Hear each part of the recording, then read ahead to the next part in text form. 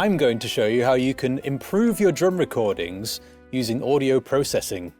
And I'm going to do it all with the stock plugins that come free with your audio software. As far as I'm aware, pretty much all recording software or DAWs come with some kind of similar stock plugins that will be like this. So it doesn't matter what software you're using, you'll be able to follow along. I think I better jump in here quickly. This video was an absolute pain. It ended up having to be a little bit different from how it was originally intended. Basically, I was trying a new method of audio capture, which didn't go so well.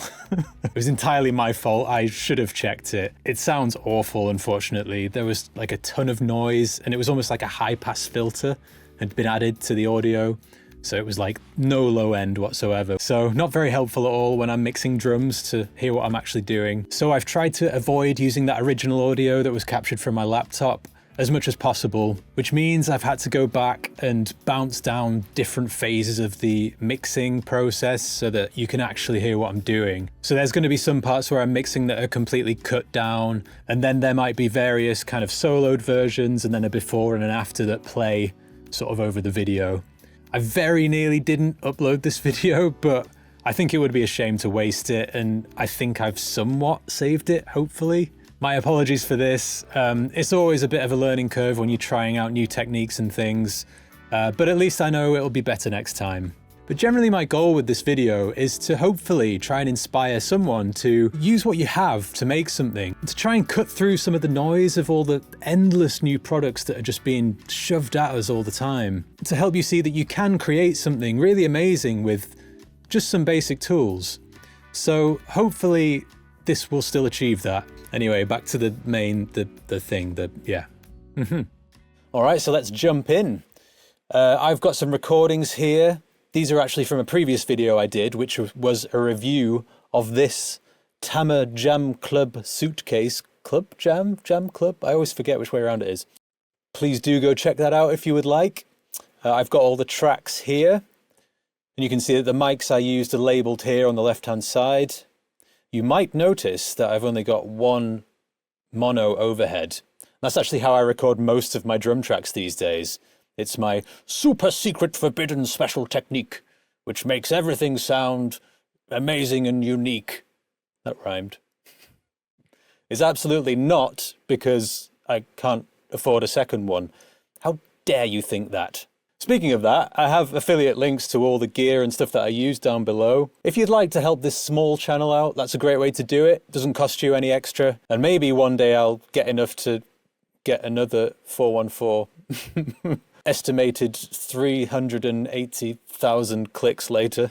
But yeah, I very much appreciate it. All right, so first things first, the first thing I would do is to turn all of these tracks green, just because that's the color coding that I tend to use for drum tracks. It keeps everything nice and clear, and I do find that having tracks organized as best you can is a huge bonus, especially when you end up getting carried away and recording more and more and more and more and more tracks. All right, so let's have a listen to it. First things first.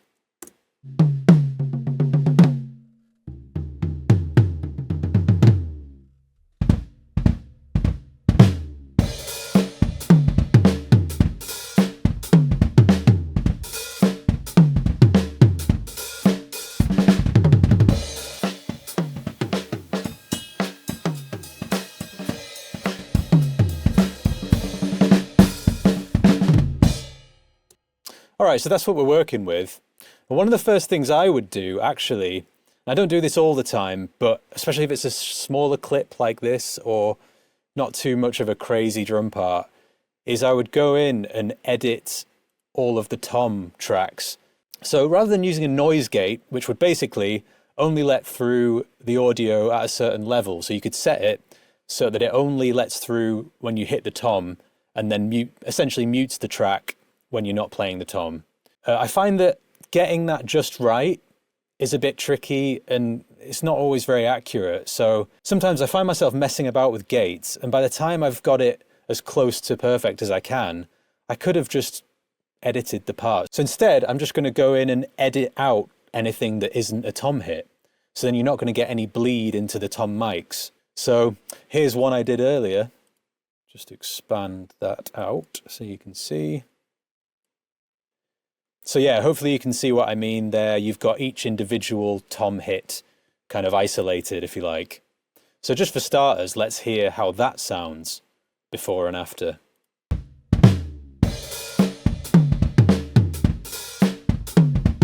That was before, this is after.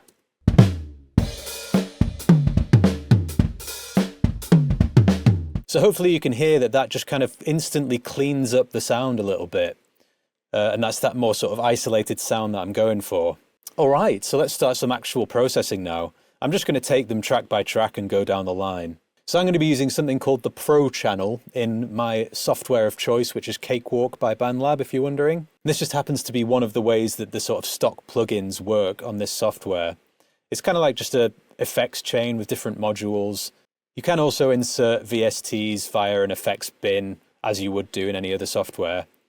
But every track has one of these Pro channel things. So currently I have it set up so that there's an EQ going into a compressor, and then there's some other options here which I may or may not change later on. All right, so let's start with the kick. I'm going to solo it and listen to it.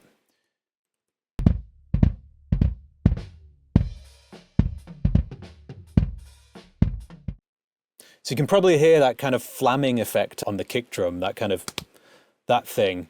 It's something that I've noticed a lot when recording with this drum kit. And that's something I want to figure out exactly what's causing that. And before people say, oh, it's technique, it's not technique. I've been playing the drums for a long time. I'm going to go with hundreds of drum kits at this point, and I have never had this effect before.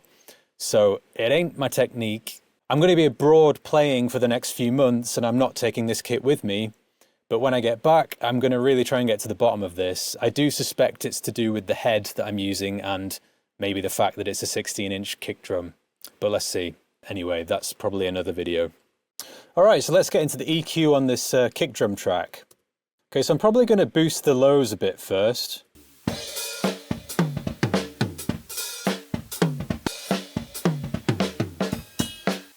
I find a good rule of thumb generally when you're boosting low end, if you kind of cut just above the boost that you've done, it really sort of cleans up that lower end a little bit. Okay, and then I'm probably going to cut around sort of just in the mids in general. This is, by the way, this is going to be a really sort of quick and simple version of this. You can obviously spend days and days doing this stuff, and I frequently do. But this is just going to be a quick sort of run through, sort of a way that you can do this with stock plugins. Okay, what's that?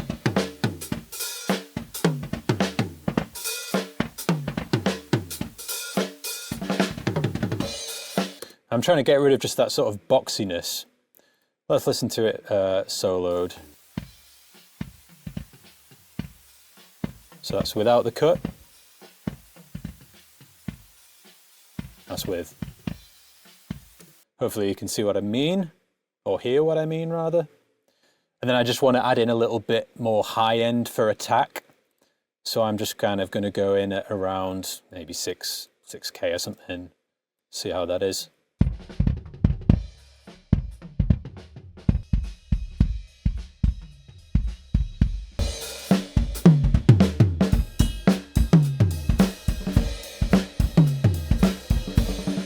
I think for now that's okay. And you'll notice as well, I'm trying not to solo too much because generally mixing with tracks soloed isn't the best practice. And of course, it's going to completely depend on the style of music that you're mixing. It's going to depend on so many things. So I'd probably completely remix it again as soon as I added other instruments, but yeah. All right, let's go snare. First things first, I generally would high pass the snare. So that basically just removes anything under the frequency that you set. Somewhere around there. You don't need any of the low stuff, it's just going to muddy up the mix. Then I'm going to probably pull out some of the sort of mids there just to get rid of the sort of boxiness or muddiness. So listen. Yeah, that sort of boxy sound is what I want to get rid of.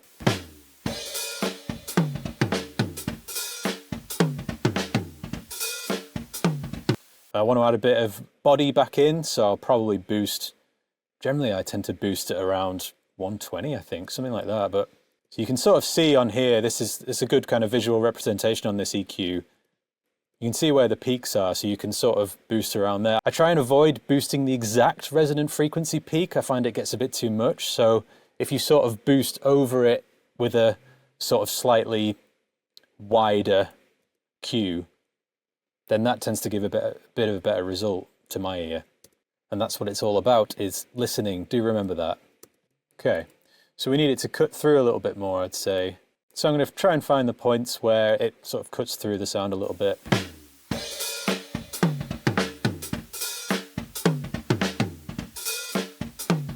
It's got that kind of slap to it. Then probably somewhere a bit higher as well.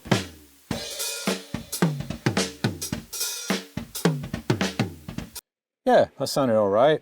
I tend to kind of boost a little bit higher at first to try and find the frequency that I'm looking for, as it were, and then dial it back to a suitable, hopefully, level. There we are, that's kick and snare pretty much sorted.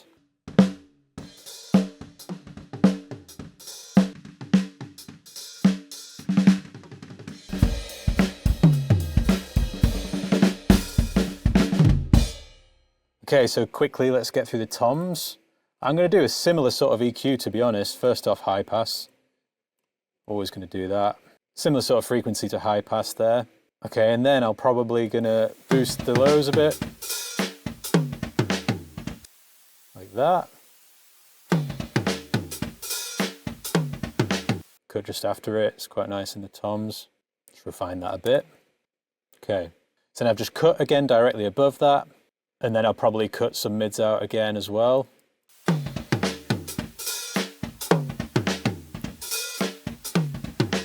Tend to get quite a lot of those overtones in this frequency range. Quite aggressive with that. And then a bit of a boost for attack. That's quite nice. And then I'm going to do something terrible. I'm going to copy that EQ curve to my floor tom. But then I'm just going to change this low frequency boost. The resonant frequency of this floor tom should just be a little bit lower. Yeah, just to give a little bit more of that low end depth.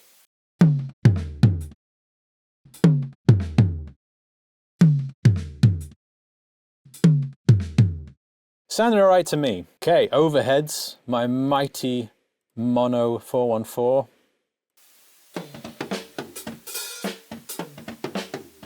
It is actually quite good to solo overheads because you can get a really good idea of the room sound as well, so that is quite helpful. I'm going to high pass quite aggressively. Wait, why is this not doing anything? Oh. Helps if you turn it on.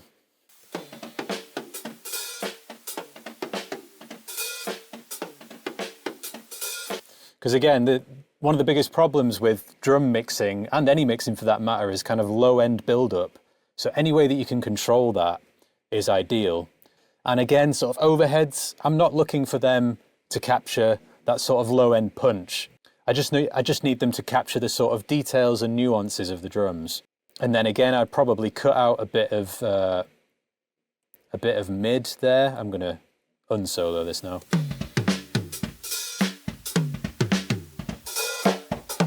Yeah, kind of around there. You can hear that sort of boxiness.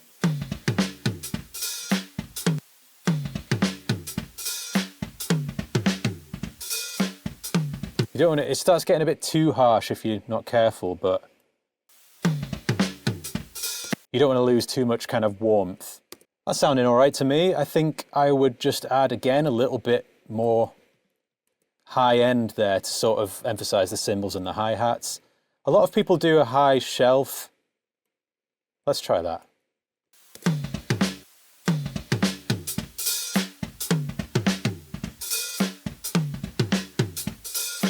I find that's a little bit too much. For this instance anyway, not saying it doesn't work, just for this particular instance, it's not what I'm looking for. So I'm going to do this.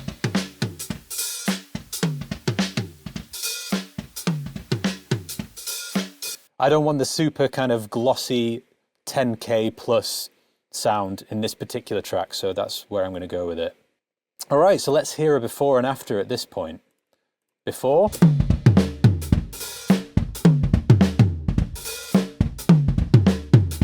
and after.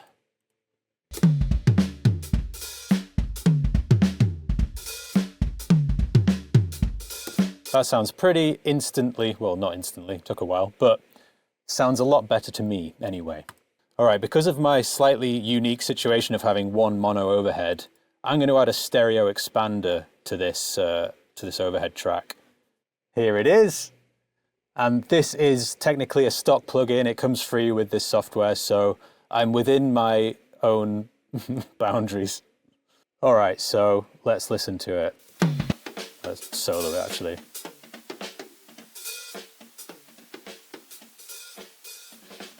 So on this surround sound panner, I've just kind of brought this to the middle, which kind of gives it that effect of a more sort of stereo sound to me. And to be fair, I have already panned the tom. Oh, no, I haven't. So, okay, another thing I can do then to make this sound a bit more stereo is I'm going to pan the toms a bit.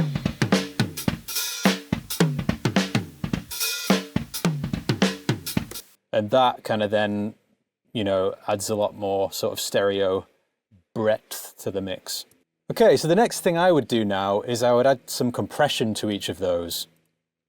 Generally, I like to go EQ then compression, just because I find that compressors can get, again, like with low end particularly, they can get a bit muddied up. So I like to do my kind of first EQ at least into the compression.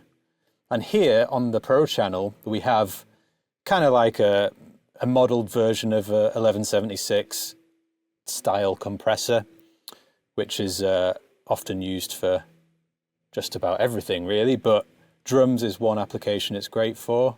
I think most DAW softwares are going to have sort of this style of compressor, kind of like fast attack, lively compressor. Switch that on. In fact, I wonder if, I think there's just some drum presets in here. Let's see how, yeah, drums kick. Let's try that. Okay, so that's put it as a very fast attack and a very slow release. I actually prefer generally a bit of a slower attack than that personally, because you get to retain some of that punch. If you've got it attacking straight away, you're going to bring up the kind of ambience, but I prefer to kind of keep the punchiness personally. I'm actually going to take this release down a little bit as well. And at this stage, I'm really only using the compression to sort of control each track a little bit, you know, take the edge off the highest peaks and things. So I don't want it to be doing too much kind of crushing at this point. I'm just using it to control the peaks and maybe add a little bit of color. In fact, I have actually used quite a lot in the past LA2A compressors on every single drum, so fight me. No, honestly, it's like, this is all highly subjective stuff. There's no 100% right answer all of the time.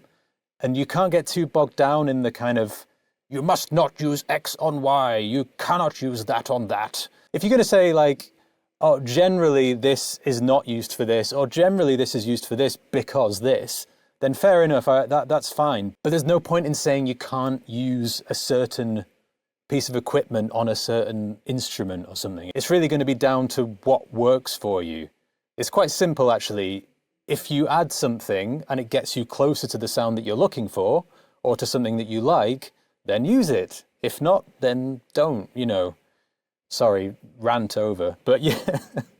But really, this is kind of one of the things I hope to achieve with this video, is to try and explain that it doesn't matter too much exactly what you use. You can get a good sound in a lot of different ways.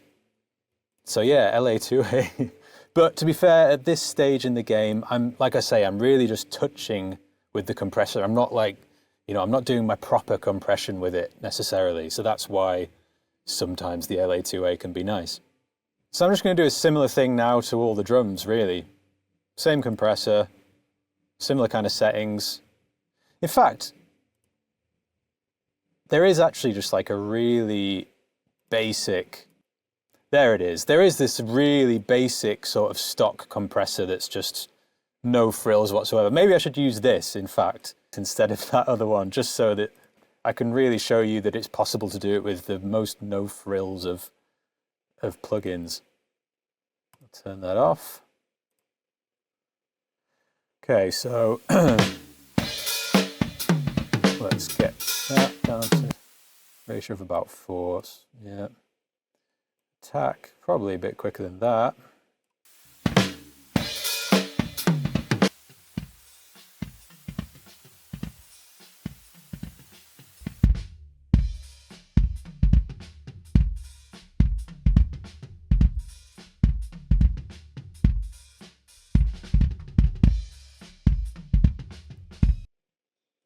Yeah, really just touching it like that. That's all I'm trying to do. Just control it a bit.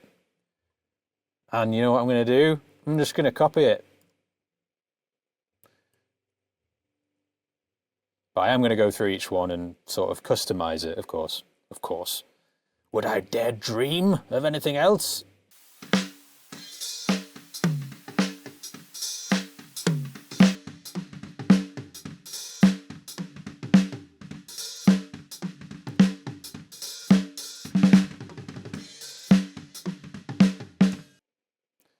Both of those settings are probably going to work for the toms.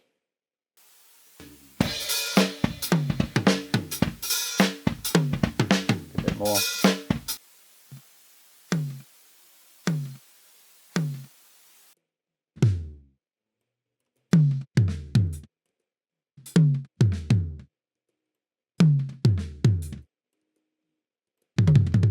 For this one, I do kind of want to extend that sustain a little bit. Okay, so overheads. Actually, I'm going to speed up that attack a little bit more for these. Slow down the release.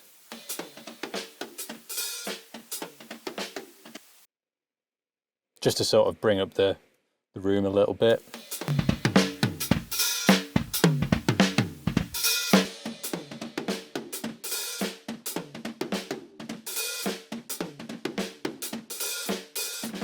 Too much. Yeah, that sort of thing. By the way, I have a problem with my mouse. It keeps double clicking when I don't ask it to, which is why it might be doing some slightly weird things.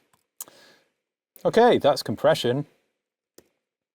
And I've just realized that I've had the before tracks unmuted for some of that, so I apologize. But now I can show you exactly what I've just done, A and B sort of thing. So before,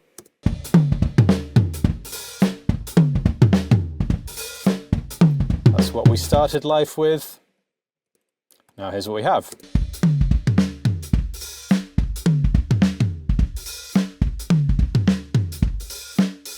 Yeah, not bad, right? Pretty easy, stock plugins. So I think pretty much the only other thing that I'm going to do, and this is like a little bit more of an advanced level thing, is add a kind of bus compression to all of the drums. Maybe not the overheads. You can do it to the overheads though, if you like the sound of it, that's fine.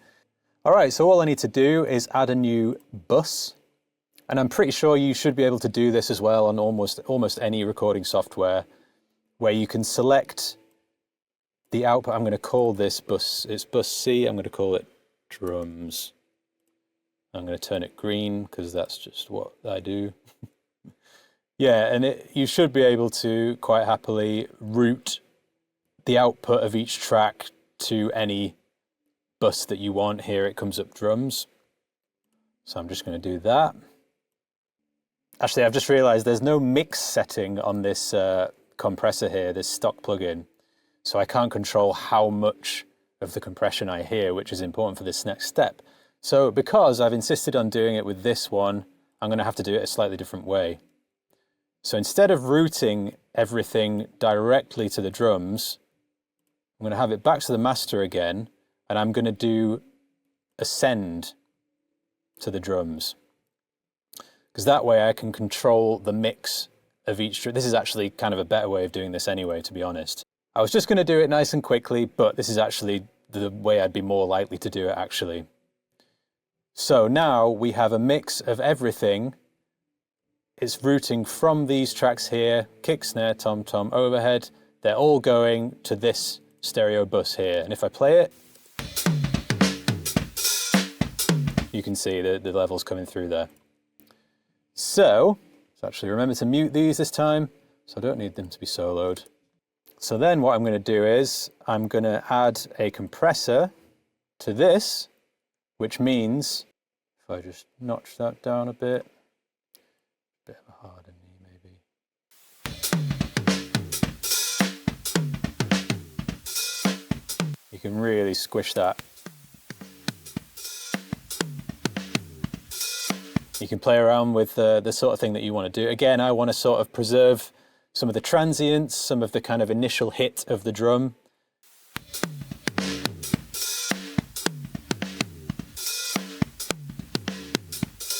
Sounds awful.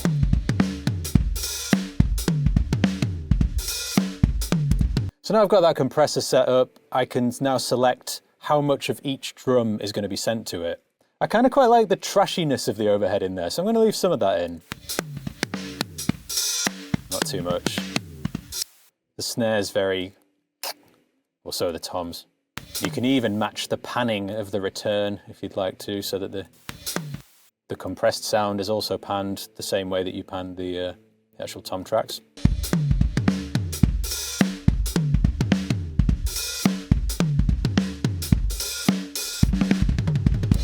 Okay, so something like that, let's go with that. And then if we unsolo this, this compression track, we can just kind of bring it in. So let's go to 0. Just sort of slowly bring it in.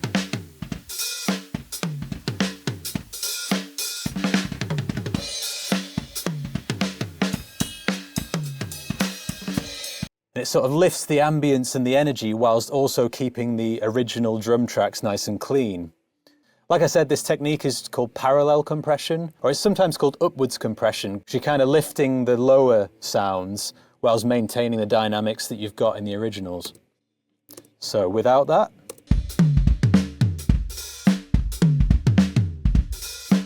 With it.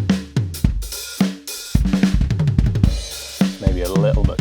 You can obviously refine it and you can EQ a little bit after it if you're hearing a bit too much harshness, which I think I am at the moment. But yeah, I find it really adds that kind of excitement to the drum part. And it sounds even better when it's part of a kind of overall mix of a band or something. I'd say it's getting there for the purpose of this. Final thing I'm going to do is I'm going to add another stereo bus. And I'm going to add a bit of reverb to this, just to kind of finish it off. Here we have the magical Sonitus reverb, which happens to be the stock reverb of Cakewalk. And you can see, again, very no frills. There's a lot of controls though, to be fair. I actually do use this reverb quite a lot, to be honest, especially when I want sort of a shorter sort of room sound, which is what I'm gonna do now. Because this room that I'm currently sitting in, which is where I recorded this, is quite a dead sounding room. It's not the best sounding room, to be honest. So you have to kind of create a room after the fact. And this is how I would begin to go about doing it. There's obviously a lot more steps involved that you could do, but here's kind of a basic idea of how one could do it with some stock plugins. Need to rename this to Reverb. And then I'm going to change the color of that to white, white, white, just because that's what I do. Don't question my methods. Okay, so now we have the reverb on another bus, but I need to send the drums to that reverb. So let's just go. Again, I might not necessarily want to send all of them to it, but in this case, I'm going to just do it to demonstrate what absolute nightmare that could create. I'm going to do the panning of the sends again. Okay, so let's listen to that just soloed reverb. Ooh.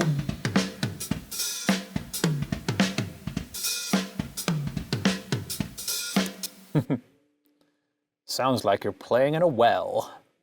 Okay, so I'm just going to tweak. I know my way around this reverb pretty well. Like I said, I use it quite a lot, so I'm just going to tweak this to a sort of more of a, just a basic room sound.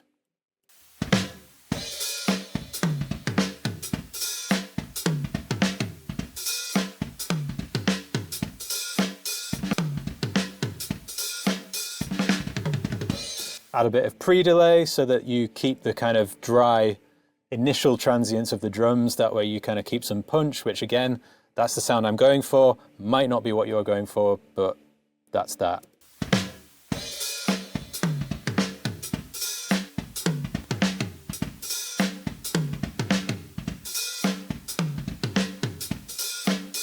And I don't want any of the dry signal coming through on this reverb because I'm going to be able to mix it in to taste a different way. I don't know why it comes as standard that there's a lot of dry in there on this one, but it does. So now it's going to sound something like this, which sounds horrible, but we can adjust it. That's the thing. And another thing I'm going to do, again, a little bit extra mile, is I'm going to high pass and low pass the reverb send. So what that's going to do is it's just going to take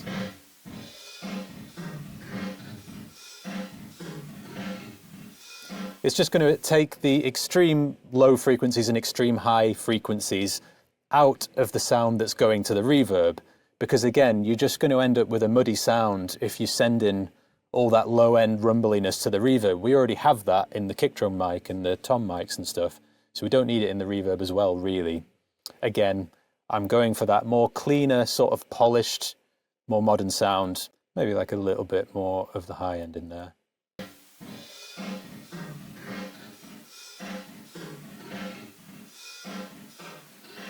It should just sort of clean it up a little bit. That's really all we're doing. And then I'm just going to add another compressor after the reverb, just to compress that reverb signal a little bit. What that does, I'm just going to go quite light on this.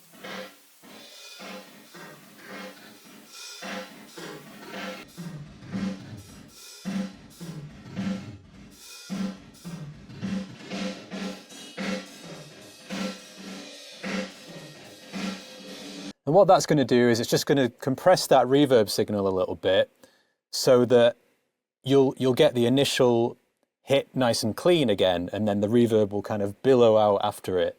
It kind of makes it sound like there's more reverb than there actually is in a way, but it's a little trick to kind of keep the reverb out of the way while still getting the benefits of the effect of it, if that makes sense.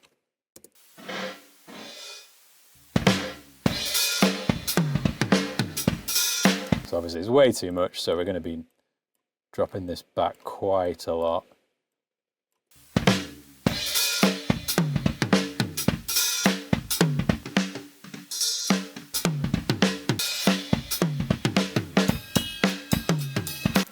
Yeah, so it just adds a little bit more of a room sound. I'd probably go in there and tweak this a fair bit, to be honest.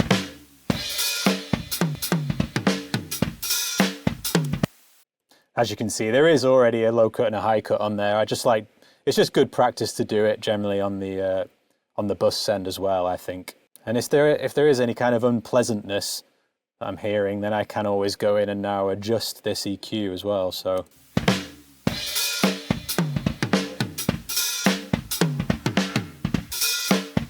I just want to take it down around that kind of area.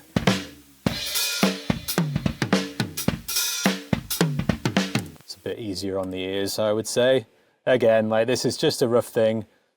I would spend a lot more time on this sort of reverb getting the sound right, but I think that about does it, to be honest. Let's do a final comparison of where it all started. Oh, god damn it. I've done it again. I had the raw mix on. What an idiot, honestly. Who would have thought I'd do this as an occupation? No wonder it was sounding a bit trashy. Okay, so without reverb.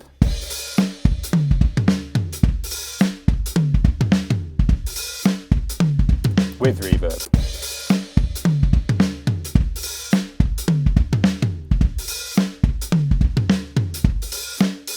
God, I'm such an idiot. It's so hard to keep track of everything when you're doing videos. You'd think I'd be a bit better at this by now, but alas, earwax. Right, now let's do a final before and after.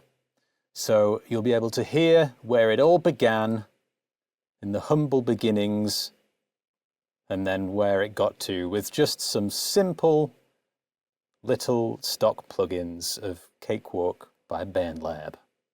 So this was it, the original track.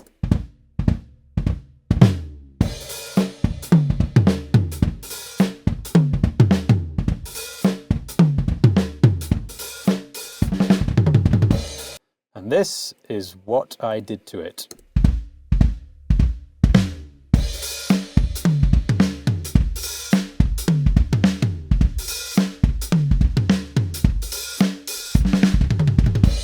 I mean, not too bad. And it even kind of hides that flammy effect on the kick drum a little bit, I think. To the point where when I have mixed things fully, I haven't noticed that it's even there. I mean, it varies in degrees depending on what I'm playing, but... So I think in a full mix with like other instruments and things, you'd probably get away with that just fine, to be honest. So yeah, mixing drums with stock plugins. What a great idea that was. But yeah, hopefully you can see what's doable with even the most basic tools. So you don't need to get too bogged down in all these sort of endless different different plugins, which I have. I'm not a good advocate for this because I have so many. But my point is that hopefully you can be inspired to try and get a good sound with what you have. And this is a really good starting point and some little tricks and ways that you can do it. Over the years, I've done quite a lot of kind of pretty botched together recording sessions. And I think I've got quite good at getting a decent sound out of what I have. Don't get me wrong, there are some incredible plugins out there these days, and there's probably one that does everything I just did in about 1 minute. But this is just to show you that with a little bit of work, you can really improve your recordings with just some really basic techniques on the most simple plugins. So yeah, I guess that's about it really. Thanks so much for watching if you got this far. I guess this is going to be quite a long video.